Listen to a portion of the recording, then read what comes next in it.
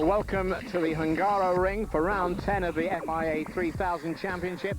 My name's Tony Delahunty, and along with ex-Formula 3000 ace Gareth Rees, we'll be bringing you the action this afternoon.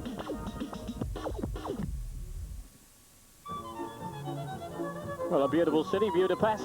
Let's hope we're in for a very exciting race. Well, Justin Wilson could almost clinch it here if his nearest rival, 10 points behind Mark Webber, fails to finish.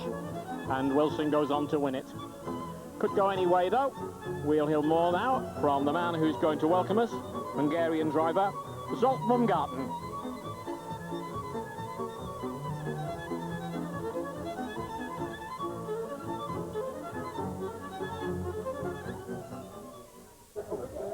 I don't know what Gareth Rees' Hungarian is like. I won't put him to the test yet, but this man is saying, hi everybody, welcome to Budapest. The race is going to be very important for him because it's the first time he's taking part in such a high category on Hungary. He's also taking part, by the way, in a Formula 3 racing. A lot of Hungarians come here to watch my performance.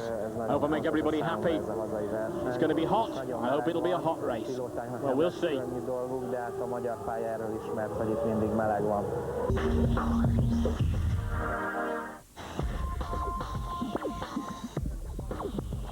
Well, Formula 1 qualifying took place. No perhaps surprises there. Michael Schumacher, Ferrari, 0.8 of a second quicker than David Coulthard. Coulthard, who had an off yesterday, really isn't working too well for him at the moment. Barrichello and Ralf Schumacher, Trulli and Hakkinen making up the first six there. We've got Heidfeld, Montoya in 8th. He had an off in qualifying. Kimi Räikkönen, 9th. Villeneuve, 10th. Panis and Alesi, 11th and 12th. Any surprises to you at the moment there, Gareth? No, I don't think so. Only the fact that Schumacher is so far ahead. I mean, that's an incredible gap, 0.8 of a second on such a short circuit. It looks like it's almost all over by the shouting. De La Rosa, Eddie Irvine, 14th. Jenson Button in 17th. Well, let's hope there might be one or two surprises tomorrow in the racing. But Schumacher looking very much in command.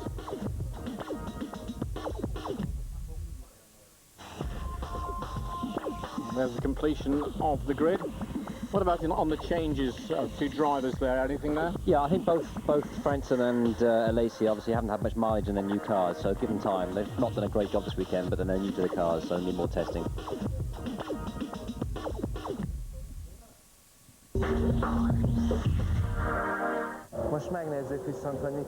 Well, now we're going to take a look at what happened 3 weeks ago at Hockenheim, says Zsolt Baumgarten of Hungary. The start of the race. And as it goes to green, Spadafino ahead of Wilson and Enge. And then a battle for second between Enge and Wilson. Bikini spun out at the second chicane.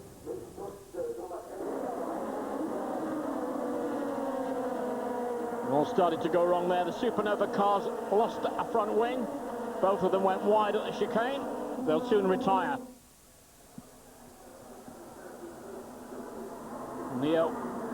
It's Wilson going inside Riccardo Spadafino to become the new leader. But Pizzonia was flying and took Enge to become third.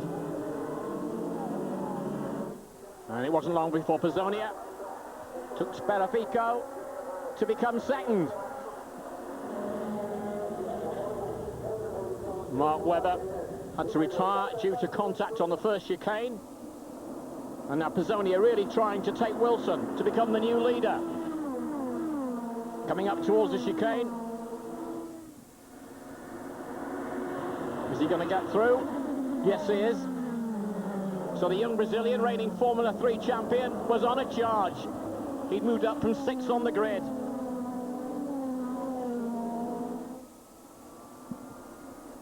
It was Pizzonia, Wilson, Spadafino, Scheckter and Bourdais.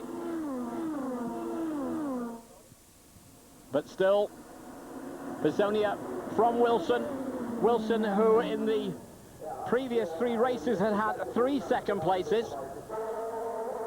And that's not a happy moment for Thomas Enge, his teammate in the Coca-Cola Nordic team. Formula 3000 live racing to come later this afternoon. Here you're watching at Hockenheim. with Antônio Pizzonia looking for his first victory. Spadaffico has moved back to third place. He was the pole man.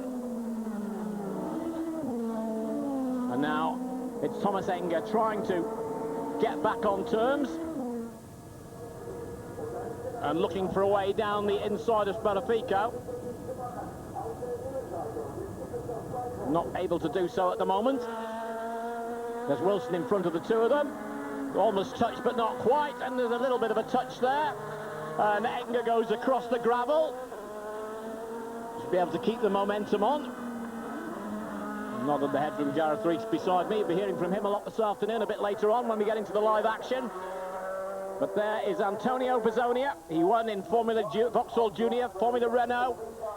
Back-to-back seasons, and went on and did it again in Formula 3. A delighted victory for him.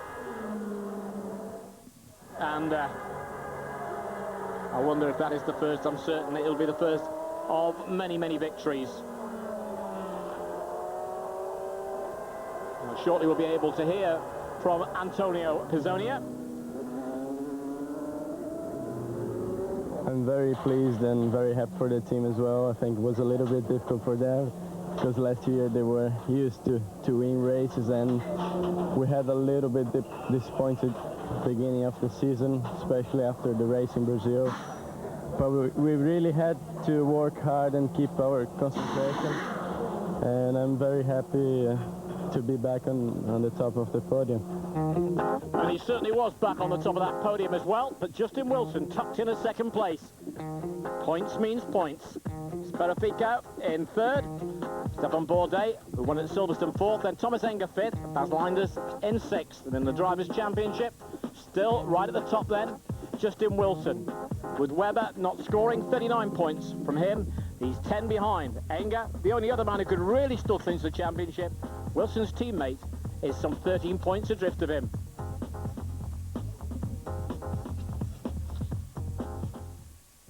Ne menjenek el, mindjárt egy rövid reklám következik. See you again after the commercial break, he's saying. All the news from the paddock, and for a summary of the qualifying sessions. And don't forget today, Justin Wilson might just get very, very close indeed to clinching the championship, but anything can happen. Back in just a moment. Well, with three new pilots for this 10th of the Formula 3000 Championship round. New sponsor, Rocket Fuel, gives the Coloni team the chance to run Belgian Mark Goosen, who replaces Rodrigo Spadaffico. We are now in the position to This is have Coloni, a proper go for the team manager for the next of races, Coloni. especially also with Mark Goosen, that is joining Fabrizio Gollin, and for us it's really interesting. A really big satisfaction for all of us to add such a big sponsor that is just going into the English market and outside of Europe, all around Europe. Now let's hear from the 31-year-old Works Cadillac driver who's been released for the last three races of 3000. What does he think? Last year I joined the Formula 3000 circuit for just 4 races before the end of the season with Astramiga. They needed some points. Together with Alonso, everything worked quite well last year. Now Coloni have a new sponsor, Rocket Fuel, and they needed an experienced pilot. That's the way it's happened. I'm only a beginner. No experience putting the gas on.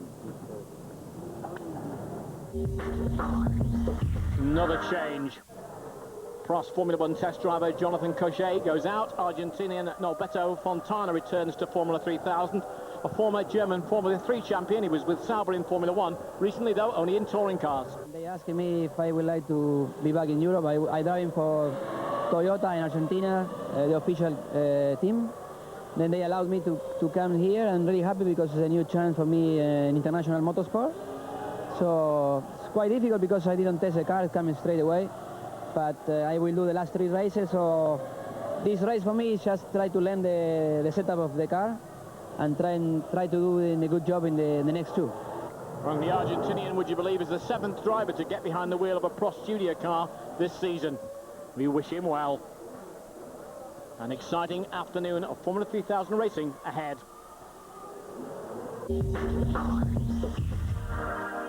Antonio Garcia started this season with Red Bull Junior team. After some races he was replaced by Riccardo Maurizio. Now he replaces Jamie Mello at Durango. Garcia has to familiarise himself quickly with a new car and a new team. But he's gone well on this circuit before. I was in Spain without any conviction to be here, and on Tuesday morning they called me and said, okay, come back, come here, you have to race here. I said, okay, but how?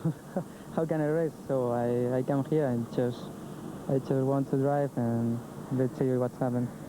And another back, or hoping to be back, is David Saelens after his injury in qualifying at Silverstone. Let's hear from him.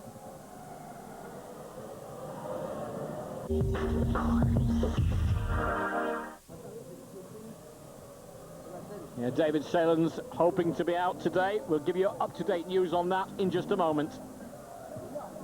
I'm feeling fine, not like before the accident, but I'm much better. I trained for physical recovery between 4 and 8 hours a day. I did it every day, even on Sundays. It was very hard, but the result is significant. I'm back already. Doctors said originally it would be 4 to 5 months. I can tell you, Eurosport have got instant news, and Gareth Rees has got that. He's not out, is he, Gareth? He's not going to be racing today, no, apparently he's injured.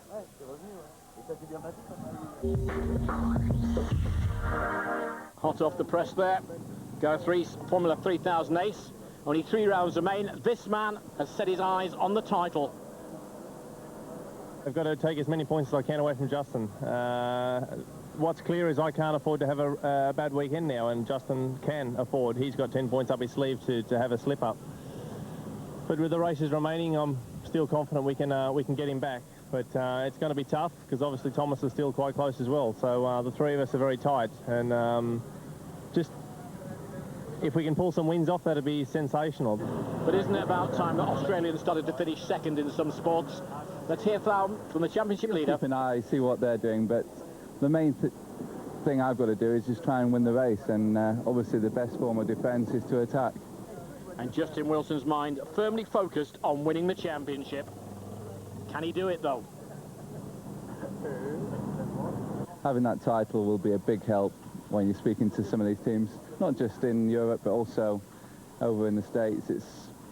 It's a bit more recognition. It helps when you're trying to get meetings with these team owners. Well, he looks happy enough. But this man will be very determined.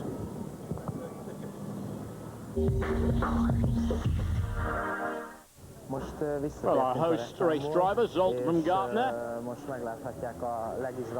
tells us we're going to look at what happened in the qualifying sessions. There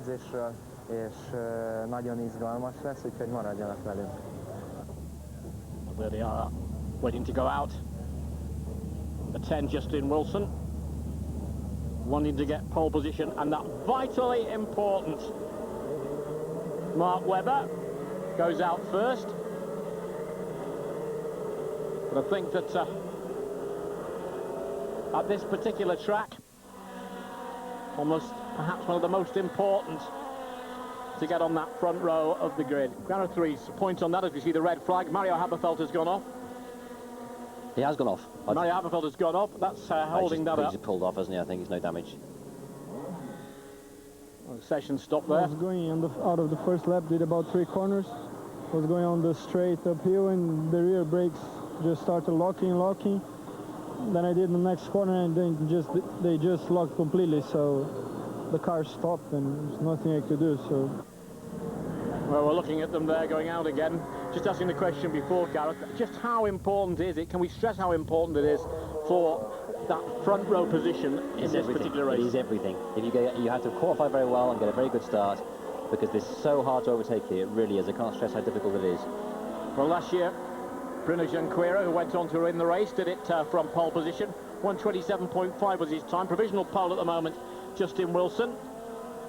Webber straight away a declaration of intent, just 0.2 of a second behind him, and the Australian is intent on going well. Darren Manning suddenly moves up to second place.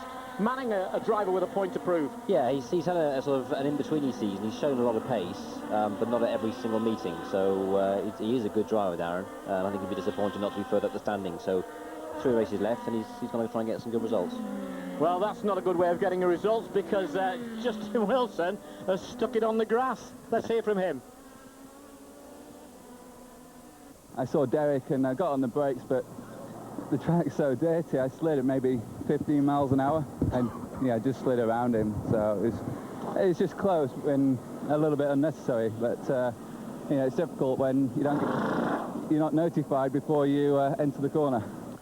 Well, maybe he wasn't notified. Derek Hill had almost stopped in front of him.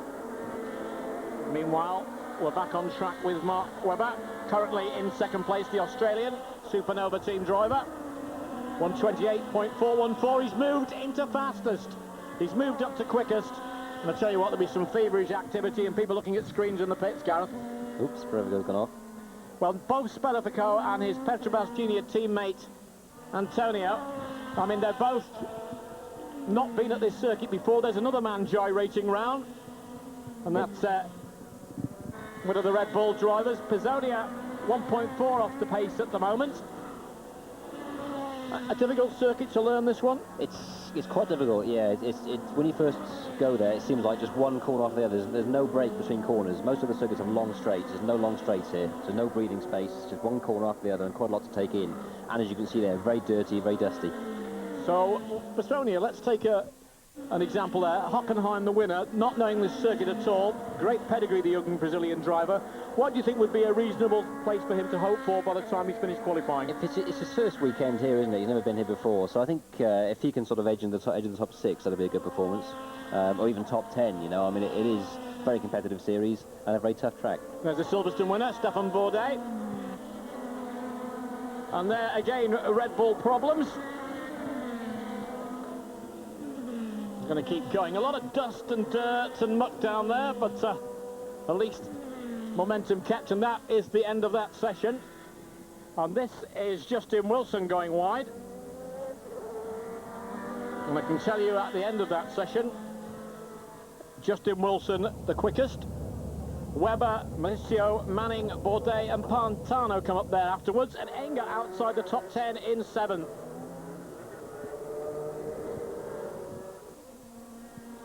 Two 45-minute sessions. We're now into the second one. Stefan Bourdais. And that's Norberto Fontana. So the former Sauber Formula 1 driver finding it hard at the moment to come to terms. And Spellifico. Similar spin.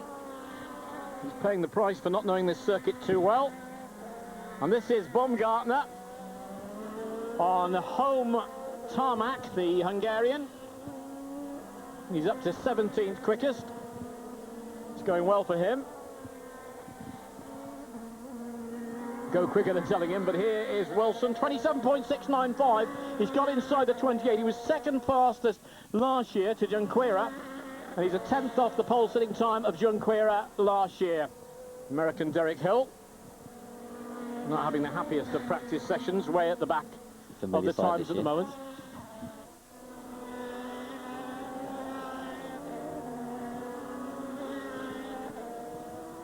Well, we can hear now from a new man out there with a lot of experience, Mark Goossens. Je pense que c'est pas mal du tout parce que bon, la première séance on a eu quand même pas mal de difficultés. Qualified 8, he said, I believe we did a good job. During the first session we had several problems due to the fact that last week we changed the car. Maybe it's easy to say, but for me to lose between 4 and 7/10, so I think I can be faster when we have the car sorted. I hope we can get it sorted quickly. Donc je pense qu'on peut vraiment être devant avec la voiture comme ça.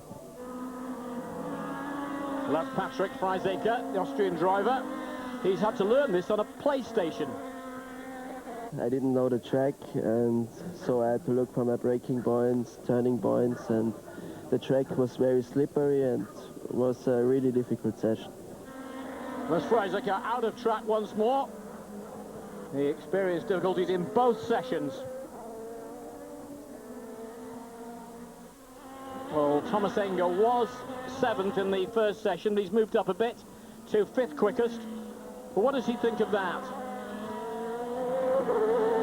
It takes me a while to add up here, even if I know the circuit very well. But finally, in the last set of tires, I pushed like a hell and put everything into that, and finally I did a time for 5th position, so this I'm happy for that. At least it is good starting position, and I'm still in the touch with the first two guys. Well, Silverstone winner Sébastien Bourdais leapfrogged Darren Manning. Manning in the Arden Team Russia car. He slipped to 7th, but let's hear first from Bourdais. Ça va être une course très éprouvante de toute façon, qu'il fasse quelle que soit la météo, parce que bon, les options. It's going to be a very tough race anyway, whatever the weather conditions are. The set of options of our cars require a lot from us physically, and it's very twisty, as we have cars less performing than Formula 1, especially considering the shock absorbers. It becomes very hard for us during the race. Here's Ricardo Mauricio. He held on to his 3rd place, giving the Red Bull team something to smile about to a difficult season so far. Here's Ricardo's thoughts on that.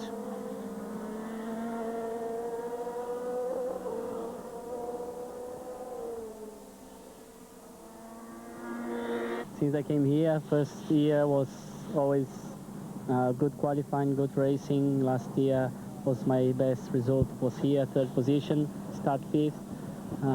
Tomorrow start 3rd, very good. My best qualify ever. Was a little bit difficult at the start.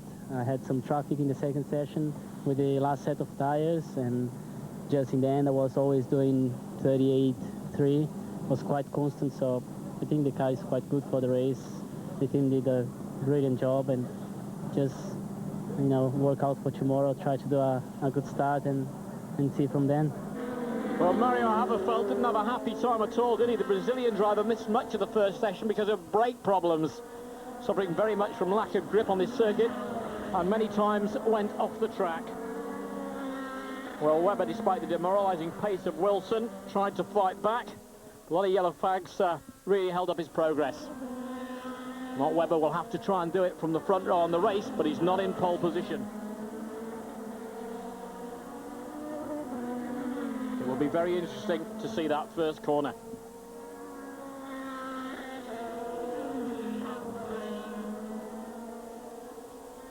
We hear now from Mark Webber himself. We're on the front row, 2nd position.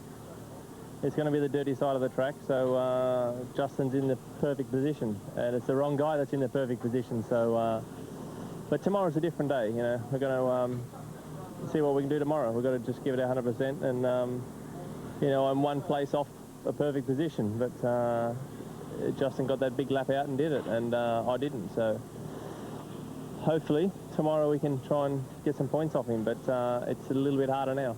And tomorrow, of course, is today. This man in pole, Justin Wilson, 5.572 seconds faster than Mark Webber. In pole position with Webber, 10 points behind him in the championship. Enge's in 5th place. What a race it promises to be, and that first corner could be absolutely dramatic. How does Justin Wilson view it all?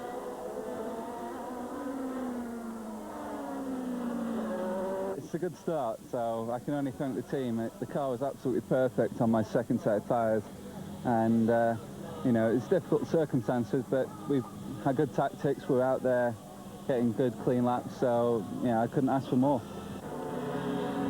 So, quick word, Gareth Rees, before the end of this section of our programme. Live action to come. Can Wilson win this? I think so. I mean, to be half a second ahead is a long way, and more than half a second ahead, in fact, on a fairly short circuit is very impressive, so he's looking good. Yeah, looking at Enge there, not quite so good on the tighter circuits. He's back in 5th. Webber there will be right on the shoulder going into that first corner, but he won't have the clean line. No, that's the main thing. Justin Wilson's got the clean line, Mark Webber hasn't, so that's an important thing. More to come very shortly. Don't go away.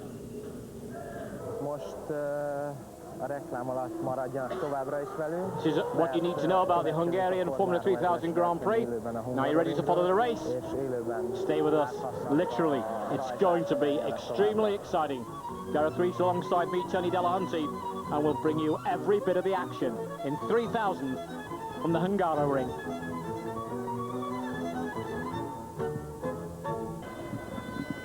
Well, Gareth Rees beside me, and He was just tapping his pen with anticipation for this one. This first corner could be something else, couldn't it? Yeah, it is. It's like I said before, it's very, very important to get a good start. I mean, Justin Wilson's on the right side of the track, he's on the clean side.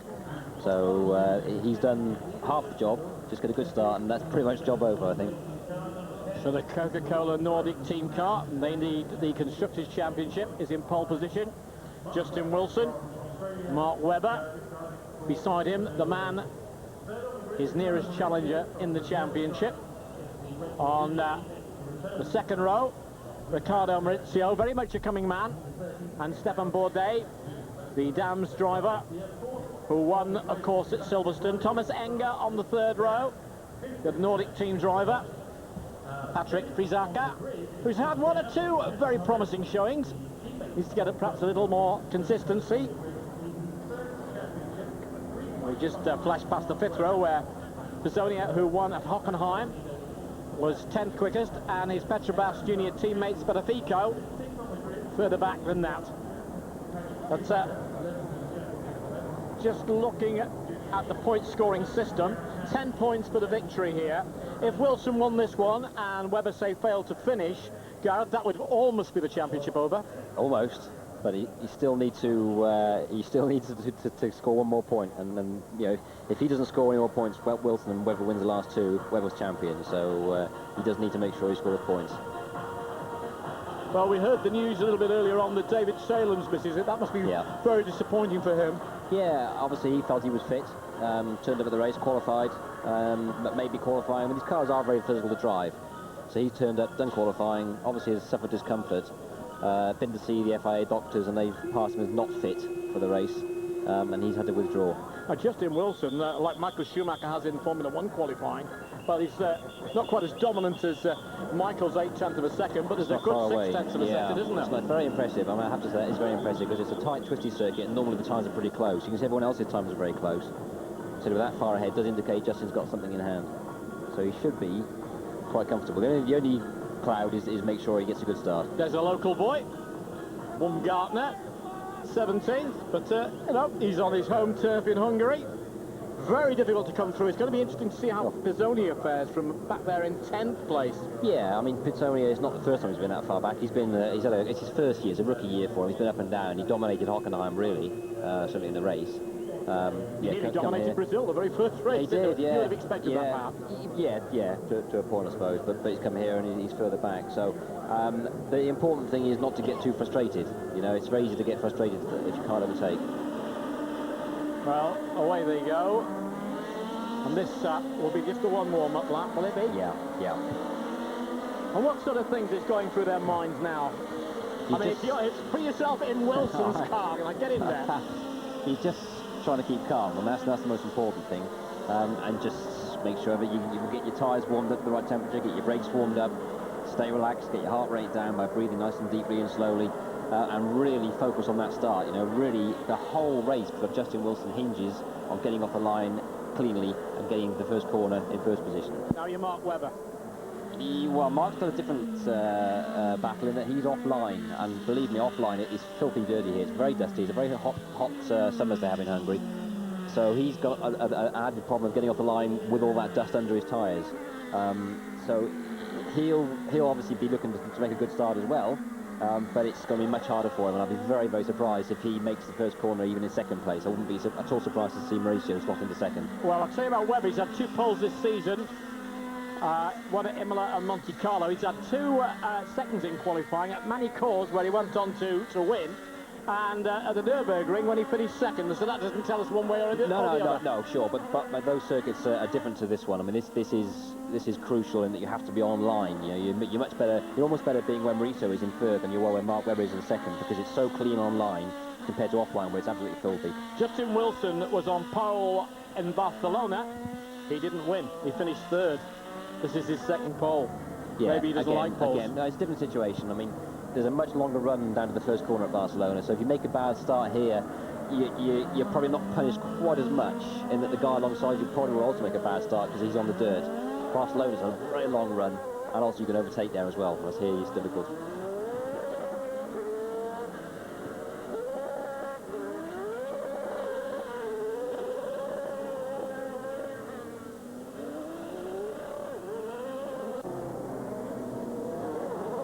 And on the warm-up lap they are. Formula 3000. And we know the man who's leading the championship, and we know he has pole position. He leads by 10 points to Justin Wilson. And he was about 0.6 of a second quicker. We know David Saelens won't take part. I don't know about you, but they probably don't feel nervous. They're professional. At the moment, I feel quite nervous for that front row. Believe me, they are. It's not so much nervous as you just want to get it underway, you know, you just say... Get started. I don't know what's happening there. There's a car retreating into the pit lane. Let's concentrate on the start. That's a good way back. Possibly the Maslow. Could be. Green flag up.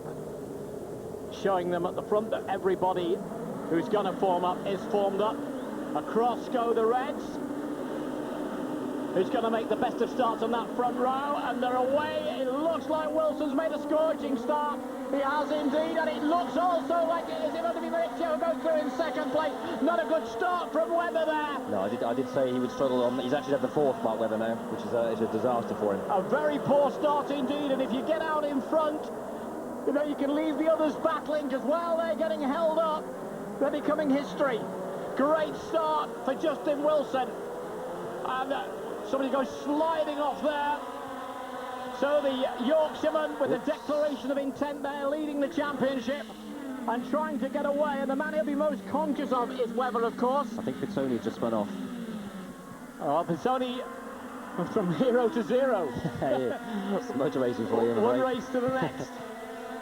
Gareth Rees alongside me this afternoon. That's a perfect start for Wilson. He's actually got a teammate. Enge is up into third place. Enge's third. And Enge, of course, the other man who could win this championship. Teammates, they may be. Championship winners, they both want to be. Yeah, exactly. But I think the fact that Enge's that much further back in the championship on points, Wilson would rather Enge was there than Webber was there. So look at the gap he's building already. I mean, he'd be well happy with that. And looking at Maurizio up there as well. Any surprise in that? I mean, he is really becoming a very quick driver. He's been around a while. I mean, he's been in and out of 3000 for the last 3 or 4 years, really. He shows flashes of speed. He can be very quick on his day. Other times, he's not so quick. And obviously, this weekend, he's on it. But well, last year, of course, he qualified 5th here, finished 3rd. Right. So he likes this circuit. Comfortable with, yeah. 37 laps remain. But up at the front, if you've just joined us, it's a Brit. And it's a Brit who's leading the championship. It's Justin Wilson with the Coca-Cola Nordic team. And if you missed the start, where were you? Well, where on earth was Mark Webber? Because the Australian dropped by the end of the first corner to 4th place. And there it is, Pizzonia, spotted just a few minutes ago, going in to get that checked over. But effectively, that is the end of any sort of result for him in the motor race. He'll never get any points from there. But it'll be a long test session this afternoon if he gets back out again. And that's a slow-mo looking at the early part of that race. Cars going fairly agricultural as well. And that is the American Hill, who almost had an accident with this man, Justin Wilson, in qualifying. And look at Wilson now, he's just pulling away there. So he is out. Maurizio in 2nd place, and going very well in 3rd place now. Perhaps a watching brief for Thomas Enge, but Enge will also be conscious that he wants points too. Absolutely, I mean, he won't be happy to sit there.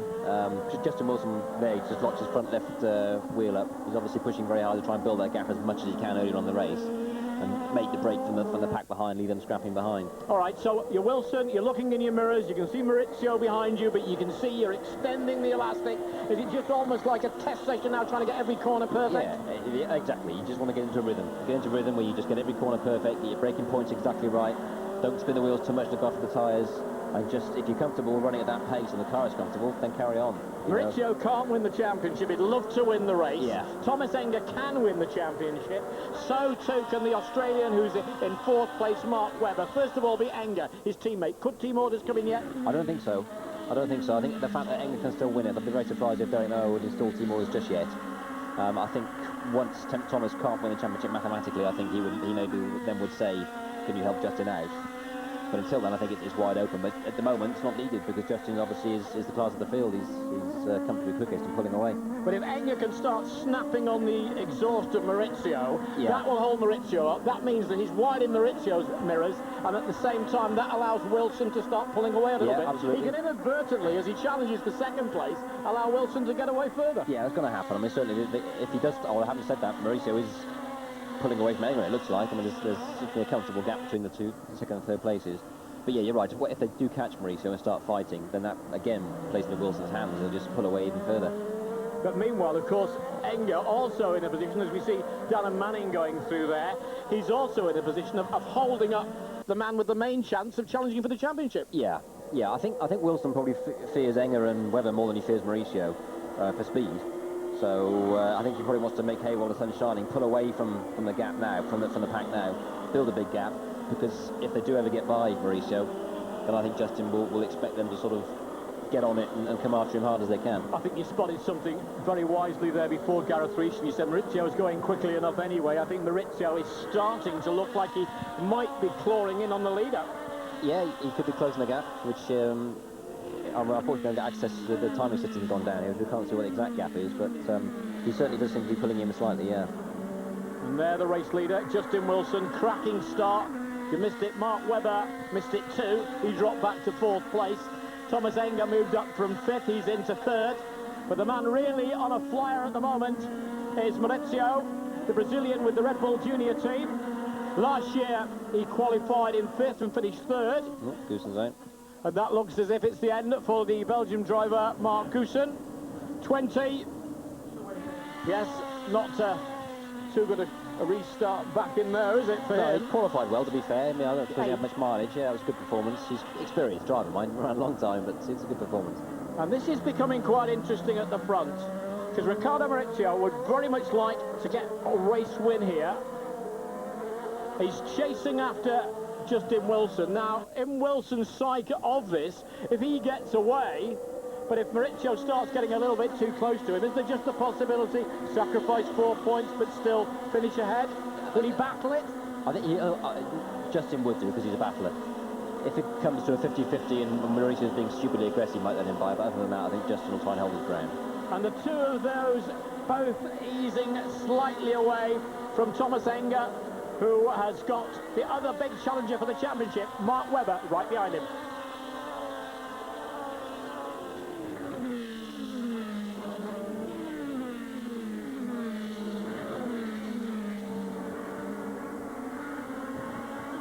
And Stefan Bourdais in 5th place at the moment.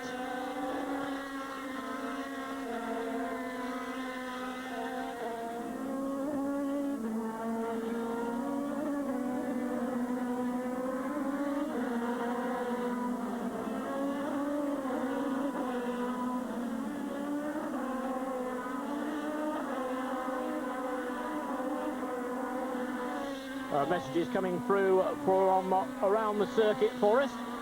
Tell us that the gap, as you saw on the screen there, nearly 3 seconds between 1st and 4th. That's the leader of the championship, and the Australian who's 10 points behind him. And it's just about holding that gap between 1st and 2nd. Yeah, Mauricio did fastest lap last lap around, and it does look a little bit close. It's obviously, like I said, very hard for us to see exactly because we haven't got that the timing screen's broken, but it does look to be coming down. We're relying on the graphics that the viewers can see, so they'll find out when we find out. It does look as though it's coming down slightly. Good little battle there for 3rd place, but let's have a look at that start again, Gareth. Yeah, perfect for Wilson. You can see just got the right amount of traction, just a little bit of wheel spin, and Mark Webber struggling on the dust. And Maurizio also won the battle of the guts there, didn't he, really? They came very close together. He squeezed him. He gutsed it out, took the corner. Webber's got more to lose, you see, and Mauricio knows that. Maurizio in 2nd place. Wilson in the lead. And if anything on that lap, just about held the same, just less than a second between the two. This is Justin Wilson. I mean, this situation on any other circuit would be, other than Monaco, would be perhaps concerning for Justin Wilson and for Nordic Racing. But the fact that it's Hungary, you know, he's comfortably ahead, and you can just sit there. It's so hard to overtake. You can just sit there, and you can have a car right behind you, and there's nothing you can do to get past you. So confirmation of the reason, Gareth, a moment ago that Pizzonia front right suspension had gone. Not surprising, you spotted that off. yeah, I think he actually tangled with somebody as he came through that fast downhill right-hand corner early in the lap, back turn 4. He actually came through right alongside somebody, and I think they just kissed each other. And Pizzonia spun sideways. Obviously, it just dinked his suspension. Because Mark Webber, if he did finish 4th, and Wilson finished 1st, 4th, I think, is what, that's 6-4, 3 points. Oops, what's that? That's 5 going off there. Tocacello. Tocacello went off about 3 times in qualifying this morning. He's probably getting quite used to doing that Filling his car with gravel, yeah. In fact, I was saying this morning when I was watching qualifying, you know, some cars did more spins than laps. Yes. This, by the way, used to be a potato field before they built it up in 1984. I didn't know that. No, it was a potato field. It's not much better than that now, I have to say. It's a bit more grip on a potato field. Pantano has set the fastest lap, 1:30.196. He's getting progressively quicker. And but that's Norberto Fontana. So not a good day for him, and it wasn't a good day for Golin either. His transmission went on the warm-up lap. Out of the pits calls Norberto Fontana, and have a good time with Sauber in Formula 1. But we can see still Enge ahead of Webber. Webber in 4th place then, the Dams car of Bourdais, and Darren Manning in 6th place there. Another steady performance from Darren Manning. In fact, there's a gaggle of cars there between 3rd and 7th and 8th place, all fairly close together. And you know, once again, it's just proving how difficult it is to overtake here. Yeah, that is the problem. It can become very processional. What you have to guard against then is frustration, like I said, on a warm-up lap. It's very easy to sit behind somebody for 20, 30 laps and get frustrated, make a move, and then end up sort of crashing. So you've got to plan your moves very carefully. Fontana got a stop and go because his crew stayed too long on the pit wall. Yeah. Well, that's the sort of thing that can make a driver furious. I'm just wondering, Gareth Rees here, whether Maurizio isn't helping keep Justin Wilson very concentrated at the moment. I'm sure. Absolutely, yeah. You know, having that driver right behind him, That's he knows he can't. You know, he's got to concentrate. Yeah, there's always that danger if you are that far ahead that you can't see the car behind. You do let your concentration lapse. So the fact that Mauricio's right there keeping him sharp is probably no bad thing. 30 laps remaining. Justin Wilson, the Yorkshireman, in the lead of the race. Maurizio in 2nd place with the Red Bull car, but it's the Coca-Cola car. Battle of the soft drinks here. Yes, it used to be cigarettes, soft drinks then. Yeah, and in 3rd place, Thomas Enge.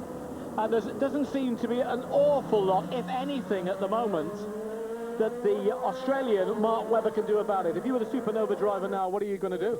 Well, it's so hard. I've been in that position before, you know. I've raced at Hungary 3 or 4 times, and if you get stuck behind somebody who's doing very similar lap times, you can be slightly quicker, maybe 2 or 3 laps, tenth of a lap quicker, but that's not enough, you know, and it's so frustrating. And you have to guard against it. All you can do is just keep hassling and keep showing yourself and keep pressurising him and try and make him make a mistake. But 2 rounds to go, you see, with Spa and Monza to go. Yeah. If the Australian makes a mistake, Mark Webber, and goes off. Exactly. I mean, it's on the plate job, isn't it? Yeah, exactly. But then again, you know, it's not much better finishing 4th, is it? You know, it's Wilson will still end up being sort of 16 points ahead or whatever. 3 points. If Wilson finishes, he gets 7. But then again, you know, the mechanical thing can come into this as well. Yeah. If something went wrong for Wilson. I mean, Webber certainly won't make any rash moves at this point. Yeah, I'm going to say he might look at it with 5 laps to go and think, well, you know, 4th place no good to me, really. And he might end up going for it. But on the other hand, he might just say, no, there's 2 races left. You know, a lot can happen in 2 races. Over the last 4 laps, in fact, Maurizio has gained 100th of a second. Right, so it's levelled off. Yeah, it's just about where they want it to be. Yeah. Darren Manning in 6th, just over a second now behind Stefan Bourdais.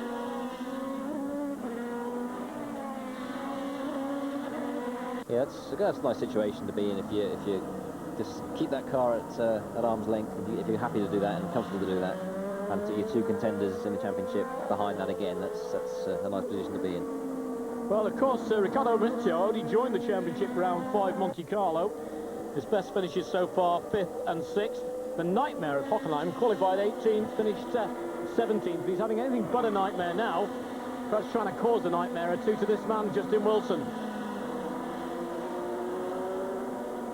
Yeah, I think Enge Marisa, like I said before, he's been around a while. He was coming into 3000 when I finished in 98, so he's been in and out of it over the last sort of 2, 3, 4 Still only seasons, 22 years of old, Joe. Is that right? Is that genuine or is that motor racing age? 23, 24? Yeah, about that, yeah. Your nose is I've going like packed it in now. Pinocchio. I haven't got a lie anymore, I've packed it in. Gareth Rees alongside, I'm Tony Delahunty, that's Justin Wilson, and he's the man who matters at the moment because he leads the championship, he leads the race, and I think he's starting to pull a little bit away from Maurizio now. Yeah, only a tad perhaps, but relentlessly focused on to try and pull away. And a man who could challenge him most in the championship, Mark Webber, is back in fourth. The other man who could challenge him, of course, who wouldn't be out of it, is his teammate Thomas Enge as they go into the last 2 rounds, if it finishes as it is at the moment. He'd collect 10, but there'd still be Enge, who's 13 points behind, who would pick up, if he finishes in third spot, he'd pick up 5 points. So are you at 4 points? Yeah, you're getting beyond 40. So it will still be possible. Yeah. And we're going to take the very briefest of breaks, but don't go away.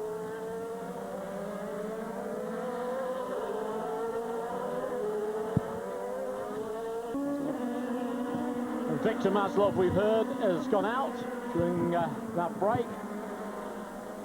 So the only Team Arden Russia car still running, that is Victor Maslov's car. So the Russian out. But Darren Manning still up in 6th place. The other British driver in the race, right at the front, Justin Wilson. So there is quite a battle there between 2nd and 6th place.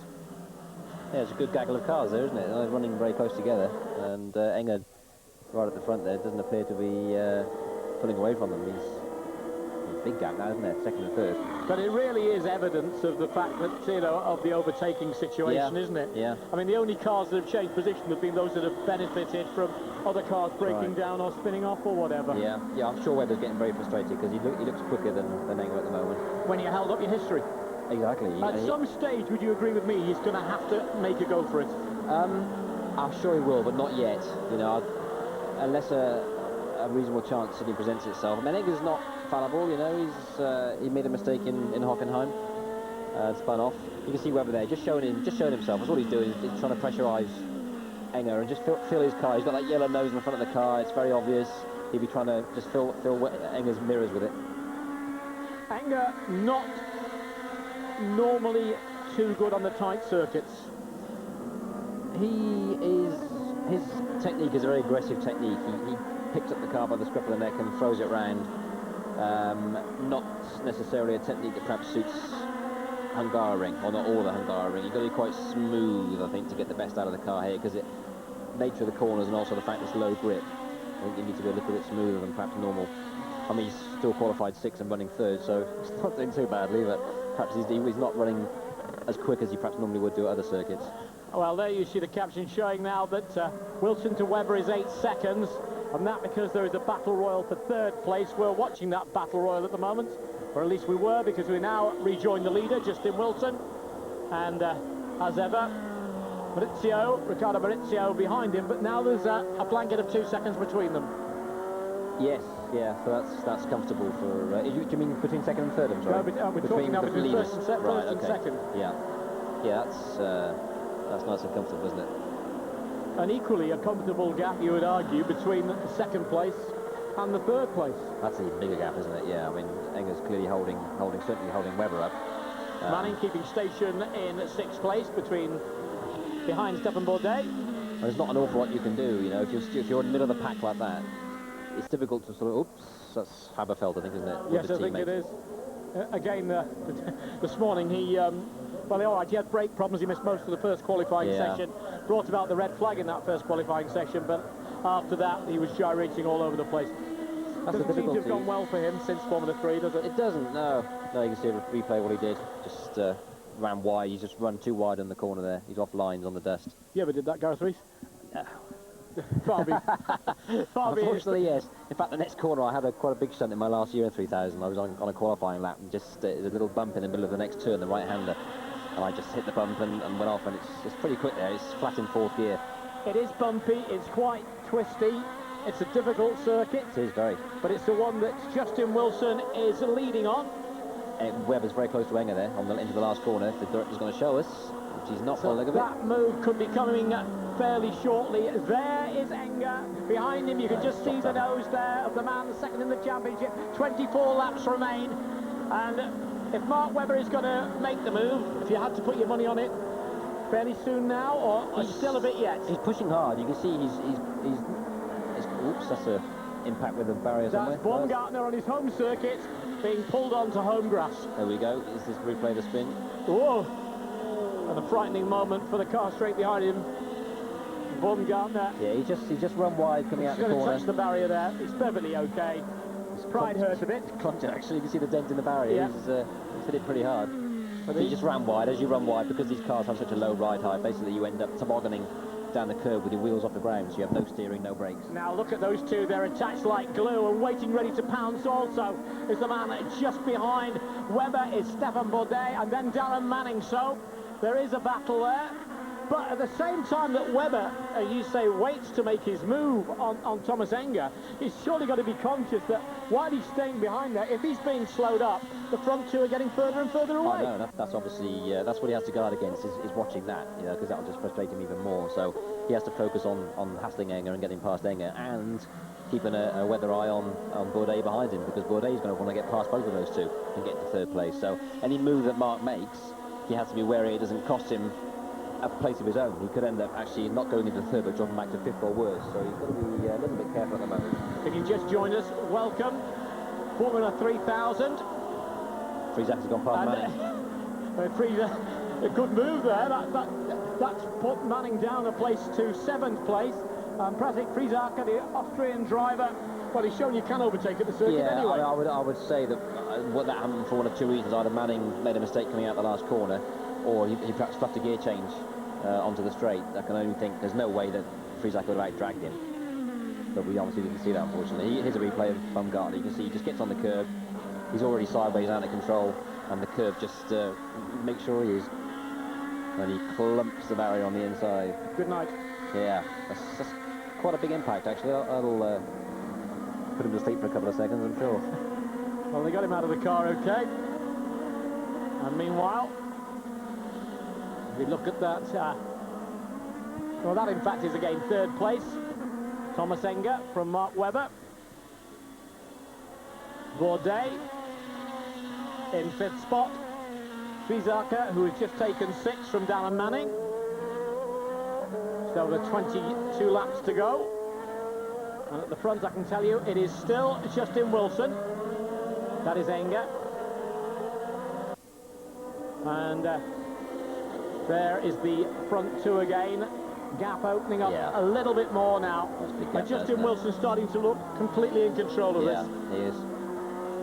I'm pleased for him, you know, and also for Britain. It's nice to have a British F3000 champion, be the first 3000 champion ever from Britain. And will he know at the moment just exactly what the position is? He maybe can't quite see in his mirrors. I think he'll be bothered, really. You know, it doesn't matter for him. Just get the 10 points in the bag and then look afterwards where the others finished. They're behind him. That's all that counts. So Justin Wilson focused and looking ahead. Ricardo Maurizio, the Brazilian driver with the Red Bull Junior team, keeping him honest in 2nd place. Thomas Enge, who could still win the championship, but maybe only just now, ahead of the other man who could before this race, certainly, Mark Webber. It's still going to the wire.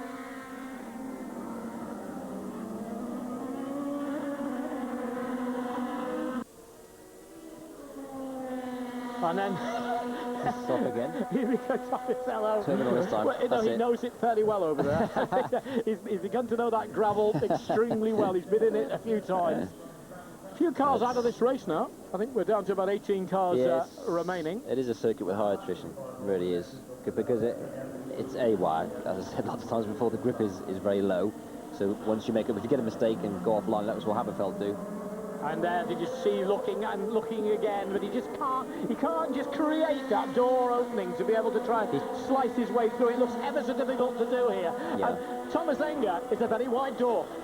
Yeah, exactly. He's an experienced driver, Thomas, now. He's been 3 or 4 years in 3000, so he knows how to keep a car behind him, certainly. and he's doing a good job, you know. I mean, he's done nothing unfair. He's just driving his line. And this is second and third in the championship, the other way round. Yeah. Yeah, there's an extra element to this battle. I mean, whoever finishes ahead of this obviously has the advantage.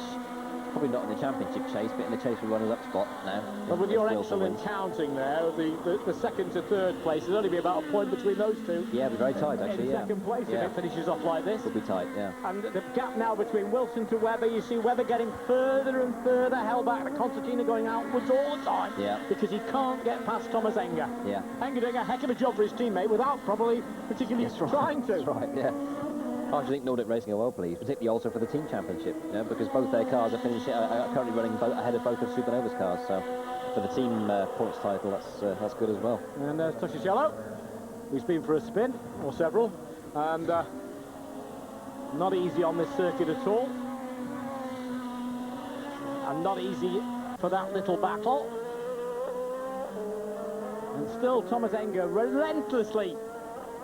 Webber, the Australian, staying behind him with the Supernova, not wanting to stay there. And again, it just looks almost about a half a car's length each time that Justin Wilson is getting away from the Red Bull Junior car. Yeah, he's got into a nice rhythm, isn't he, Wilson, now? He looks like he's pulling away, like you said, a little bit each lap, which is all you need. Well, 4 out of the last 5 races, I think he's finished in second place. Yeah, it's fantastic consistency. Yeah, very impressive. now he wants to win it. When do you reckon he'll go from here, Gareth? I think it's stateside? Unfortunately, yeah, I do. I think that's where it seems to be opportunities come up for the European drivers nowadays. He's wrong. I mean, Justin Wilson could step into an F1 car with a bit of mileage under his belt, do as good a job as, I don't know, someone like Alessi. I mean, in my opinion, Jordan should have looked to a younger driver. He shouldn't be signing someone like Alessi who's 37. Been there, but probably past his best now. Okay, very experienced, but he should be putting someone in the car who's hungry for success, someone like Wilson. Well, Justin Wilson, 2 victories this season so far. The opening round at Interlagos, then at Spielberg, and he's looking to add a 3rd to that CV. 4 second places. He was 3rd at Imola, didn't finish at the Nürburgring. And No, Thomas Enge. The brake problem at Nürburgring. And Thomas Enge acting as the brake for Mark Webber here. And that lap, Enge is opened about a car's length. And Webber is in an extremely difficult situation here. I mean, the championship is what he wants to win, but he's having his race controlled by a driver of the other team. Yeah, I'd be enormously frustrated. He really will. I mean, like I said before, he does look quicker than Enge, but he just can't get by, which is no fault of his. You know, it's just the nature of the circuit. So he'll be enormously frustrated, and to see Wilson disappearing into the distance. Well, the gap now between Maurizio and Enge is, you know, it's opened up to 5 seconds. Yeah. Oh, it's all over. I mean, there's no way that this second pack can catch the front two now. No way. Not unless, you know, barring error. So it's all over from that point of view. No, it's not all over. No, you never know when it's all over, do you? Because anything can happen in a motor race. I say barring error. If Wilson and Maurizio carry on running at just even a decent pace, they could be lapping 3 or 4 tenths slower than they are now. How many times have you been going really well and suddenly tyres become a problem, suspension becomes a problem? Exactly. I'm saying barring error or barring intervention of some other mechanical kind. There's no way that Webber will get past Enge, get a spurt on and catch them. No, it would. Yeah. And if he's going to have any thoughts of doing that, he's got to make them soon. Yeah. Or he may have gone past that point and said, look, well, I can't do it now. I'll look to see if I can get the 3rd place at an appropriate time, but I'm not risking going into the boondocks. No, you can't. He couldn't risk it yet. I don't think he's that kind of driver. If he did go off now, he is effectively, his chances of winning the championship are 0. It would be extremely slim, yeah. Well, they're not exactly very good anyway. From his point of view, he would see it as probably 0. From Wilson's point of view, he still see him as a threat, because mathematically it's not over. You know, it's just, until it's mathematically over, Wilson won't be comfortable, I'm sure. It's all right. You're in the seat now of the leader, Wilson. What's starting to happen in your mind now? 15 laps going. He's just got to make sure he keeps his concentration, which is easier said than done, because it's extremely hot out there. The circuit is very physical, because, like I said before, once you turn into that first corner, there's no let up. Yeah, this is the longest straight, and it's over in a flash. And everywhere else, you're just into corners. It's one corner after the other, and there's no break. And because it's very slippy offline, and because it's one corner after the other, you have to pick your line very carefully. There is one line through all those series of bends. Get it wrong, and that carries over to the next corner. You get the next corner wrong, and because of that, the next corner's wrong. So if you make one mistake, it's easy to really make a mess of the whole lap. So it's very important that here, above all others, apart from Monaco, to keep your concentration very, very high and focus. And Wilson, so far, is doing so. But the closer you get to that final checkered flag, the more little noises you hear from the car, and the more sort of pressure you feel, because the goal is within reach. You know, early in the race, you just settle down and do the job. Last 10 laps, you're that far ahead, you can almost touch it, and that's when you've really got to just keep focused. You're watching Formula 3000 at the Hungaroring. You're listening there to Gareth Rees. My name's Tony Delahunty, but the man who matters, the man who's leading the race and could be the first British Formula 3000 champion, he's leading the championship as well, is the Yorkshireman Justin Wilson. And for once, the Australians, I mean, they seem to win everything at the moment. But rugby union, cricket, goodness knows what else, but the Czechoslovakian Tomáš Enge doing a right royal job, whether he wants to do that or not, of keeping Mark Webber, who's 10 points adrift in the championship, exactly the amount of points for scoring a victory in one of these rounds. Well, Enge is keeping Mark Webber behind him. Now, let's climb in now, Gareth Rees. Get in with Webber. What's he thinking? I hate to think what he's thinking, but it's probably not printable or repeatable, because it's just frustration. You know, he really has to get past. Enge's probably not going as quick as he'd like, but he's just got to keep the cars behind. Justin Wilson still leads.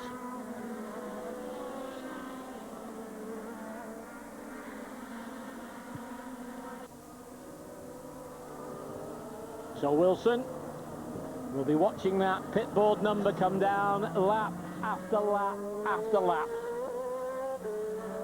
At this stage, when you're in the lead of a race, are you enjoying it? Is it another day at the office? Is it worry? Is it? Yeah, you're enjoying it. You kind of want it to end because you don't want anything to go wrong. Obviously, the longer it is to go, the more chance there is for something to go wrong. So you want it to end. But on the other hand, you don't want it to end because you're enjoying yourself. You're doing what you train to do, what you're designed to do, which is to lead races. So you don't want it to end because you're in the place you belong. So it's a kind of mixed emotion, really. And here, because of the nature of the circuit, where it's kind of unpredictable, you really would probably prefer it to be over than not. I remember I won here when I was in Opel Lotus in '92, and I led from start to finish with a car, similar situation to what Justin Wilson has, with a car like Mauricio fairly close behind. And it was a strange feeling. In the last lap, for some reason, I was coming over that hill I've just been through, that left-hand corner. For some reason, I lifted off. I don't know to this day why I did it. I was looking over the brow. A car on the previous lap behind me had been off and dragged gravel all over the circuit. Had I come over at racing speed, chances are I would have gone straight off. But when you're running at the front of the field and that focus and that concentrated, it's amazing the sort of level that you're working at. You know, I don't know. Obviously, something made me pick up. Like people talk about an inner runner. I don't know about that, but something obviously I saw, but I didn't register consciously, made me think something's not right, and I eased off. And when you're leading a race like that, you are operating at a very high level. You're so focused and so concentrated, and Justin will be at that same very high level. And it's when you drop out of that level when mistakes get made. Now here I just thought that Webber was going to have a little go there. We saw a caption a moment or two ago. It's now 10 seconds between first and fourth place. The nearest man to challenge at the championship, Webber, who's 10 points behind Wilson. But although he showed his nose, although he looked a little bit down that inside line, there was nowhere for him to go. Pantano up to 7th place now. Manning's dropped back to 9th, so maybe problems there. Unfortunately, after a good start and some good qualifying from Manning, at one stage of the qualifying was actually in the lead. Not for very long, but had set the fastest time. Yeah, he's had a good year there, and it just hasn't quite clicked for him. I mean, he actually won a race last year, didn't he? I think I'm right in saying. But this year he's never really threatened to get an outright win, but he's consistently been towards the front of the field. But I think he'll probably be disappointed if he hasn't been battling for the championship. I think he's got the ability to do so, certainly. Sébastien Bourdais. Made a mistake there. Yes, he did, and he dropped back a little bit. And that allowed a little bit of fresh air there. And he could find himself with the two behind him snapping up very closely. But whether they can find a way through, that's another thing altogether.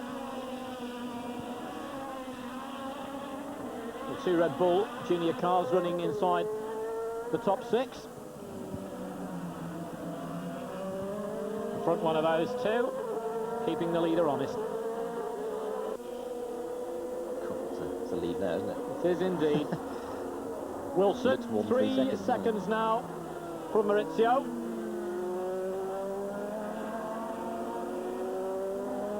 And there is Darren Manning, perhaps a handling problem or whatever. He dropped back. He at one stage was running in 6th place.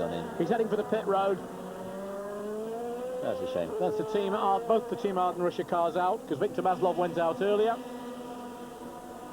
He's just locked. Benefico goes through. Going too quick and just locked his left front up, which will happen because it goes light as you turn in. Oops. And that's Mario Haberfeld. An unhappy season for Mario. He's out. It looks like Darren Manning is out. I think Benefico may be starting to climb up the table a little bit. More again by attrition than anything else. Yeah. There's going to be a lot of cars in the dead car park here. Yep. And there's Thomas Enge. Enge is getting a little bit away from Webber. Or maybe he's going to go out again. Yeah, they're making a tyre change there. Obviously some problems with the tyres. Well, maybe there could be problems with the tyres later on in this race. Not got very far to go. But you must stay with us because Justin Wilson still has the lead. We'd love to have a British winner. And we may well have one as well. Lots more to come. Right to the end of this race. After the break, Darren Manning going off there. He's into the pits, effectively, out of any chance of getting championship points. Yeah, just go out and he'll try and get fastest lap now. He's on good tyres. Not new, but good tyres. He could find himself some space and just try and get fastest lap. Just try and retrieve something for the weekend, from the weekend. 25 laps gone. We've seen a change. Webber now is up into 3rd place. Bourdais is into 4th. Great. So, are we being? Yes, we're seeing how that happened there. He ran very wide indeed. Thomas Enge, a little touch there, and Webber has gone through, which will take him a little better in points. Yeah. Yeah, that was a bit naughty by Enge trying to shut the door. He just ran wide. Just Enge went in too quick into the last corner. Ran wide onto the dust, and you just can't get the wheels turned. You've got lock on, you've got the steering wheel turned, but the car just ploughs on the dust. And Bourdais gone with him. Yeah. So it's Enge back to 5th spot. In the last 2 races he's had 5th spot. Yeah. Unless he drops back even further. Consistent, the wrong sort of consistency for somebody who's challenging for the championship. But more to come. In a very few seconds we'll be back with more action with Wilson still leading the race.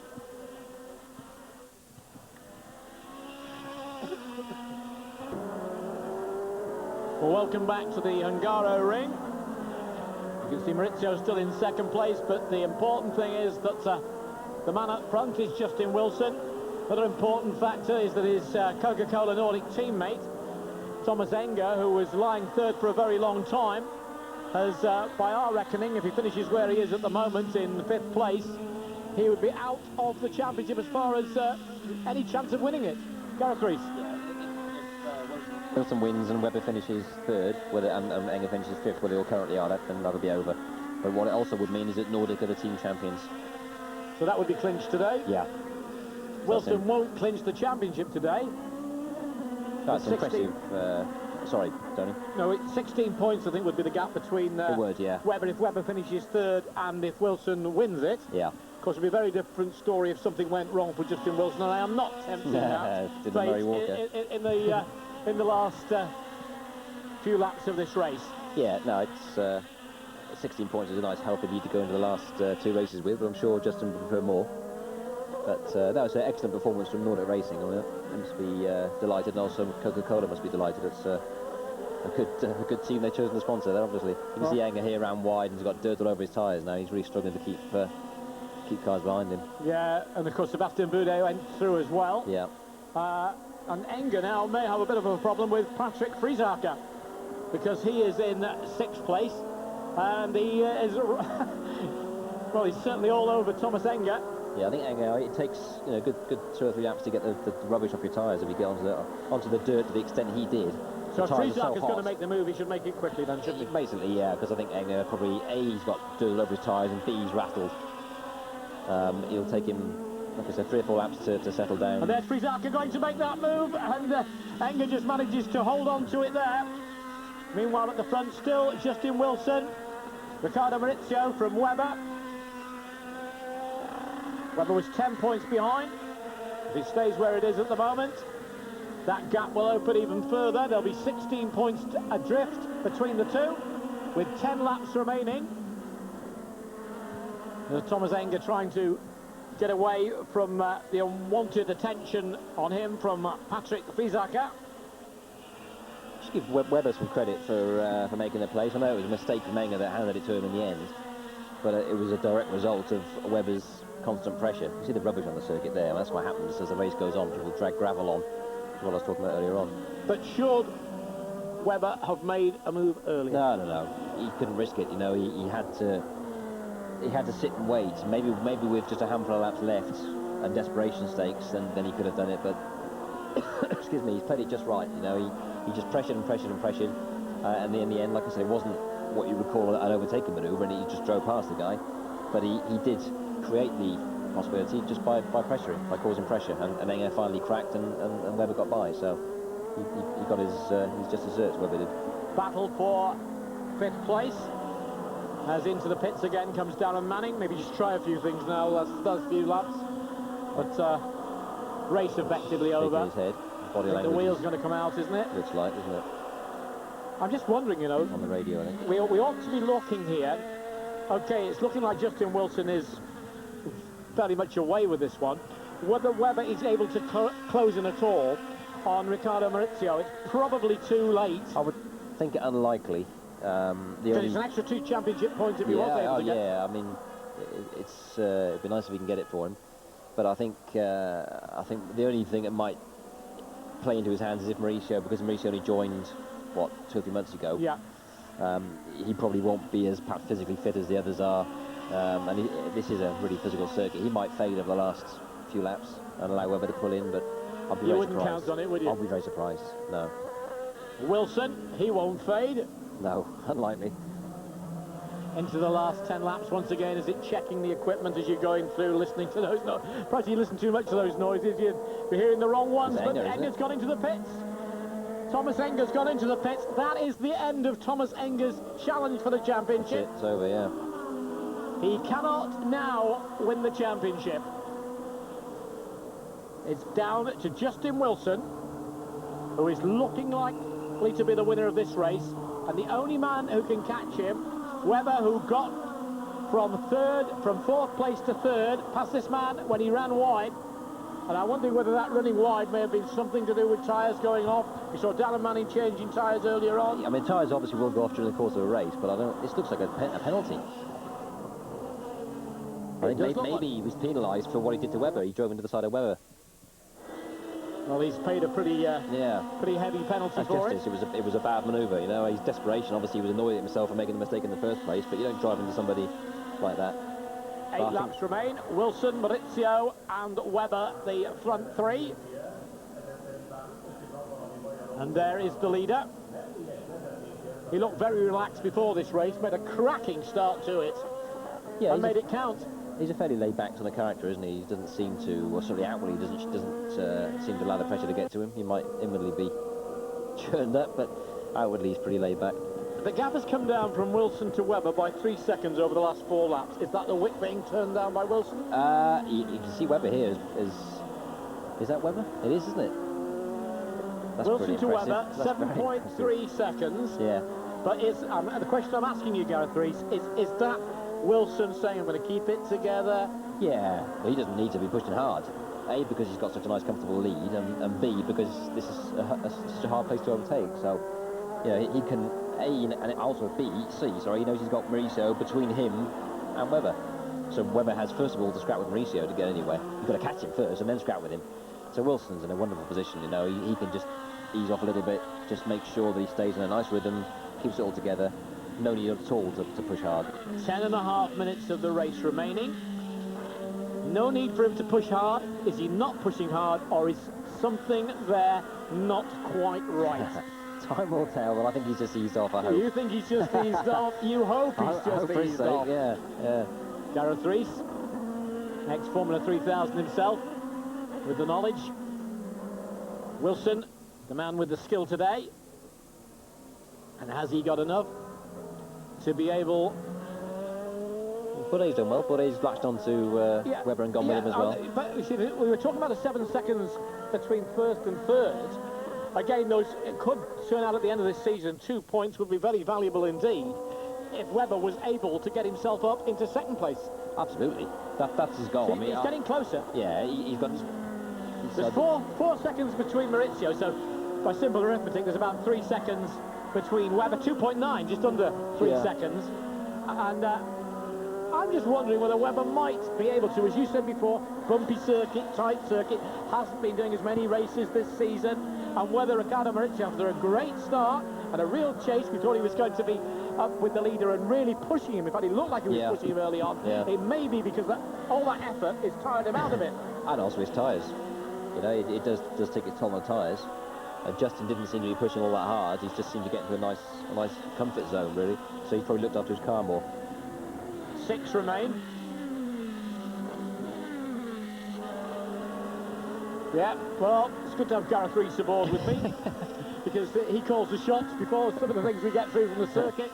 I'll allow you to be big-headed. What have you just turned in your earphones, Rees? We just had a message that Enge's penalty was, in fact, for dangerous driving, for driving into the side of Mark Webber. Well, now you've retired, you'd like to be a clerk of the course or something like that. Yes, go to the other side. Wilson with the lead. He's got 5.5 laps to hold it. Will he? We will see.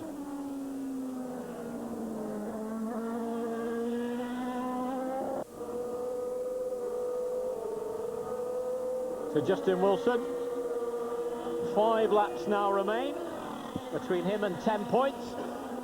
A very valuable 10 points. There's the second place, Maurizio, the Brazilian. There's the Australian Mark Webber. Sébastien Bourdais going very quickly too. Yeah, he's obviously got through at just about the same time as Webber did when Enge was struggling running wide. And he's latched onto Webber's coattails and gone with him. So could be a good last lap. I think they won't catch Maurizio until the sort of last lap. Yeah, you see that gap has steadied down. You're right again, Rees, which is very annoying. 7 point, I didn't know we were. 7.2 seconds. 7.2 seconds between the first and the third man. And it would be cruel, very cruel now, if anything was to happen to this man's lead, because if it did, the whole complexion of the championship would change. Completely. There's only 2 people who could win this championship. Webber has gone. Oh dear. Webber has gone. That is the end of his race. And if Wilson gets 10 points now, all that Webber will be able to do at the end of the season, if he wins both races and Webber doesn't finish, is Wilson could only tie with him. I think and he's then obviously go down to race wins after that. He was pushing very hard, wasn't he, to try and catch Maurizio for second place. You can see in the body language there, he knows it. He was doing what he had to do. He had to push hard. He had to push hard, but really not at the expense of losing third place, really. So it's an unfortunate error for him. Wilson will know that in seconds. Yeah, I mean, they might radio him, and they might try and tell him on the pit board. I don't know how they. But they won't want him to lose his concentration. No, they try and wait until the pit straight to let him know. But he might see it. Third place. I couldn't actually see which corner it was at, but he might actually see the car bars on the track anyway. I think that's what's called turn 6. Turn 6, is it? Oh. Wilson, Maurizio, Bourdais, Friesacher. Good result for Friesacher the way it's coming. Pantano has moved up into the top 5. Leinders into top 6. But the man who is right at the front is the Yorkshireman, Justin Wilson. And as Gareth Rees said before, isn't it a pity that the road to Formula 1 doesn't look clear ahead to him? Yeah, it is. It's a disgrace for motor racing, you know. It should be ashamed of itself. It really should be. But, if only Justin had the money that Alex Hume has got, he'd be in F1, wouldn't he? And if only Alex Hume had the talent Justin's got, he'd do a good job when Hume gets there. Or do I sound a bit... You sound a bit bitter, twisted and retired. Yeah, Gareth Rees, Formula 3000 racer. And they're the current Formula 3000 champion-elect. Wilson for Maurizio. If you've just joined us, Both of the people who could have challenged him for this championship have gone out. It isn't over today, because if he failed to score in the last 2 rounds and the Australian Mark Webber won both rounds, then Webber would tie with him on points, and on wins I think he'd be ahead. Yeah, he'd be ahead. Webber would win the championship in that case. Mind you, it's going to be almost an impossible thing to do. Very, very, very difficult, that. So, 2 rounds to go. They've got Spa, they've got Monza. Mind you, stranger things have happened. Webber failed to finish, Enge's yeah. failed to finish. Exactly. Justin Wilson hasn't finished yet. No, I mean, Justin has been a paragon of consistency, isn't he, for the whole season, so it would be an enormous upset if he didn't win it, if he wins today. Bourdais in 3rd, Friesacher in 4th place. Pantano 5th. And now the question of concentration really starts to come in. That old saying, the hardest mile, the last mile home, is it? That's very true. Have you ever made a complete gollocks of it right at the end? Don't think so. No, I've made plenty in my time, but not on the last few laps, no. That was something I always managed to avoid. As far as I can remember, I don't recall ever... No, I've never thrown a race Mr. away. Magnussen tried it, but that's for another tale, another programme on Eurosport. It didn't quite come up, but I don't think he tried deliberately to blow it, but you'll find that out by continuing to watch Eurosport. Maurizio, Red Bull Junior team in 2nd. Good drive from him. Yeah. He likes this circuit. We said that before it started. Last year qualified 5th, finished 3rd. This year he's going to go one better, finish 2nd. 2 laps remain. He's keeping it calm now, isn't he? Just sort of keep it there, make sure every corner's right. Yeah, I'd be absolutely delighted. I mean, it's been the perfect race for him. Both rivals have scored nothing, and he's won the race. I mean, if you told him that before the weekend began, he probably wouldn't believe you, but it's just gone. It couldn't have gone any better, could it? And Webber now will be totally... Yeah, it's a great shame for him, because he's put a good... No, he's Australian, it's all right, it's okay. I mean, they're winning too much. A great driver too. Yeah, I mean, he's going to go places, there's no doubt about that. This fellow probably end up, they say, in America, in kart racing. Yeah, that seems to be where 3,000 people go these days. So, but it's a good series, and you can make a good living out there and establish himself even further, and perhaps get to F1 at a later point. But I don't know. I mean, I think obviously his manager is Jonathan Palmer, the ex-F1 racer. I think Palmer will be talking to F1 teams, and has said that he's going to put Justin in an F1 car by September or something, or by October. So who knows? Fingers crossed. Fingers crossed it's the right deal. I hope it'll be the right car in the right situation with a fair crack of the whip. I think Palmer and Audi going out of the situation as far as developing drivers was a great pity. Yeah, I know a lot of people enjoy themselves in Club Palmer Audi now. It's not the same now, is it? It's no longer on the sort of career ladder, as it were. You know, I know your packing up became a little bit of frustration in 3000, when you feel that you're banging your head against a brick wall. Just couldn't see where to go, how I was going to progress into F1 or IndyCar or touring car, sports car. Just need money in it, and at that level it's an awful lot of money, unless you're a real star like perhaps Montoya or Michael Schumacher. And this man is the star of the day, Justin Wilson, from Yorkshire, the Kingdom of South Yorkshire, part of the world where he hails from, and the Kingdom of Formula 3000. He'll be the first, if he wins the championship, the first British driver to do that. He's on the last lap, the check of the gauges, the making sure that the apex is just right. He's got a little bit of blanket of space behind him. He doesn't need to do a scorching last lap, but he's got to keep that concentration. Just a couple more turns to go out of the second chicane. Left and right, power on, down the slightly longer straight, and none of them are particularly long here, I might tell you, on one of the tightest circuits. Maybe not quite as tight as Monte Carlo, but he will know that both of his main championship contenders are out of the race. He'll have a 20-point cushion, and there's only 20 points remaining in the championship. Going into Spa, going into Imola, and the honour of being the first driver to win the championship not far away now as he takes the checkered flag. And Justin Wilson has had an excellent day at the office. Yeah, very impressive. Very, very impressive, and be going home a very happy man. Race-winning time, 156.243 kilometres per hour, 58 minutes it took.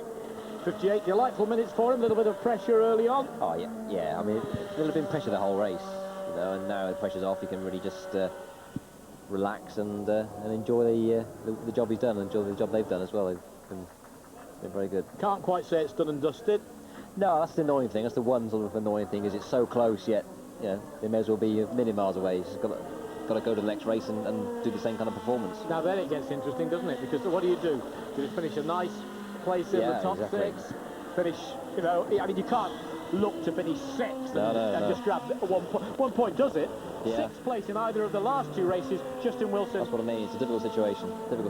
I mean, he really has to go there and just do his normal thing, which is Pressure on Webber to try and win it now enormous. Do you? Yes and no. Or is there no pressure? Is there no pressure? Nothing to lose, you know. So you can just go in and get on with the job. But instead of worrying, really no one expects him to do it. There might be pressure the last race. If he manages to do the next race, get 10 points, and Wilson scores no points, there'll be pressure the last race, because it is possible. But did Webber try too hard to get those other 2 points back, chasing after Maurizio? We didn't unfortunately see what happened, did we? It might even have been a mechanical. We didn't see. You know, it wouldn't be fair to sort of judge without seeing what happened. All we saw was the car parked by the side of the track. No obvious damage to it. But yeah, we'll reserve judgment on that.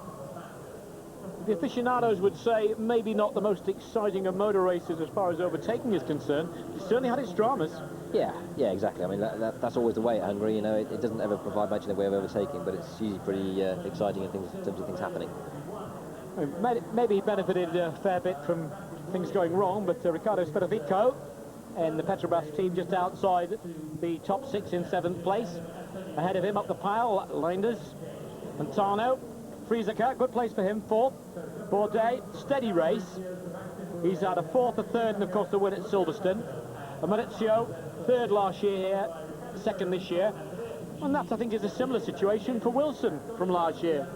It's as if my memory tells me he went well there and has gone even better this time. Bourdais also moves into 4th in the championship above Pizzonia now. And as you told us earlier, Nordic done and dusted. Yeah, good for them. Coca-Cola Nordic have won the team award. It's Derek Mellor with his son then, the team bosses. So Justin Wilson goes in there, the Stefan Bourdais following him in. There's confirmation of the Drivers' Championship. 20 points between Wilson and Webber. 36 points. Thomas Enge stays on. He is now out of the championship as far as winning it, as is everybody else before today. Bourdais and Pizzonia just had a little bit of a chance, but that has gone now. It's down to Wilson and Webber, and you'd be a very brave man, and you'd have to be an Australian to put any money on Webber doing it now. It's a steep hill to climb, but it's not impossible. Just joined us, Mr. Good Race, an excellent one from Justin Wilson. He's just won. And both of his main rivals didn't finish. He is the champion-elect.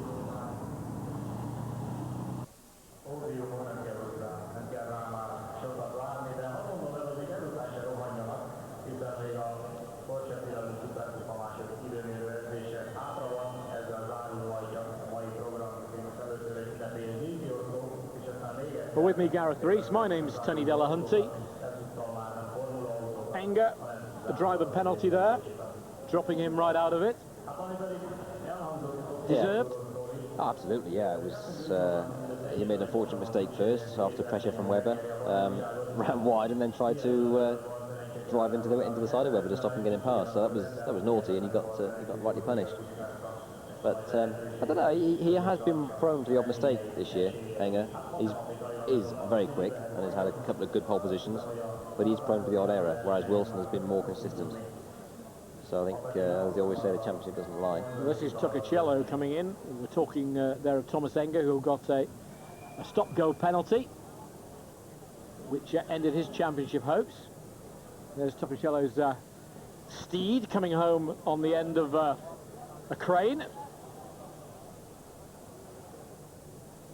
We didn't actually see the incident. We saw the car beached the supernova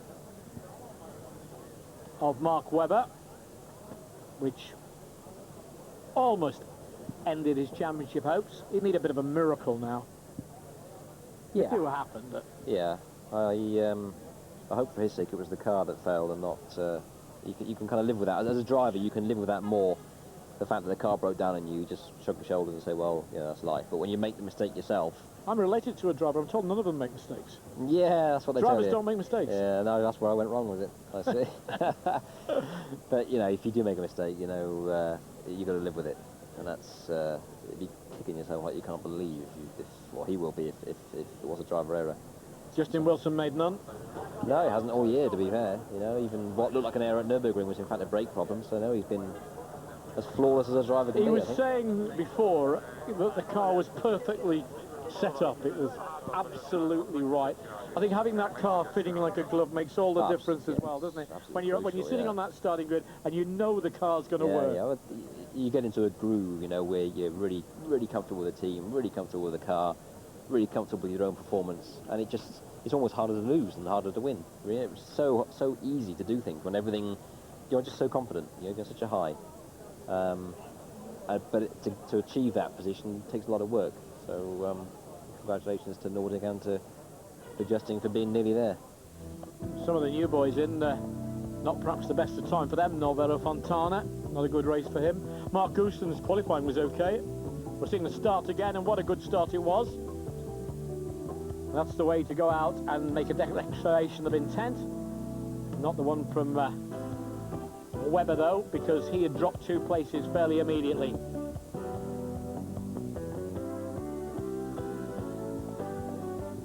Penalties, spin-offs, tyre problems happened all the way up and down the field, but not right at the front. Where it mattered, Justin Wilson was able to keep it there. Mario Haberfeld was not.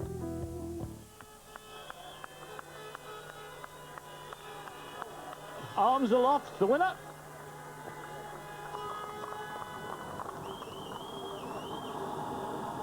Well, he looks a little bit sort of, I've done a bit. And isn't it nice to hear the national anthem on the top of the podium? What if we could hear that again tomorrow? With Coulthard? With Coulthard. Or will it be Mr. Schumacher up there again?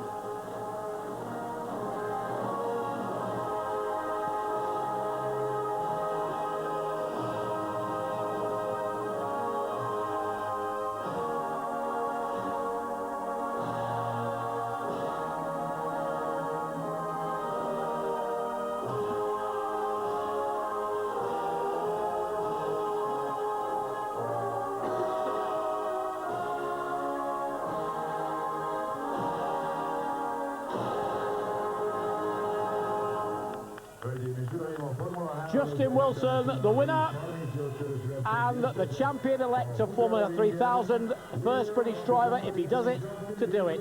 We'll have coverage of that on Eurosport. Gareth Rees along with me. Lovely to hear that anthem, isn't it? Yeah, that's good. It'd be nice to have a British champion after all this time. Riccardo Maurizio, a good drive for him. Second place for the Red Bull Junior team.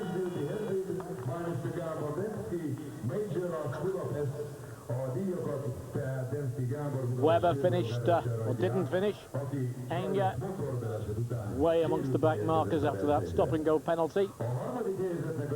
Only Webber can theoretically challenge for the championship. Bourdais finished 3rd place today. And don't forget, lots more exciting Formula 3000 coming up on Eurosport.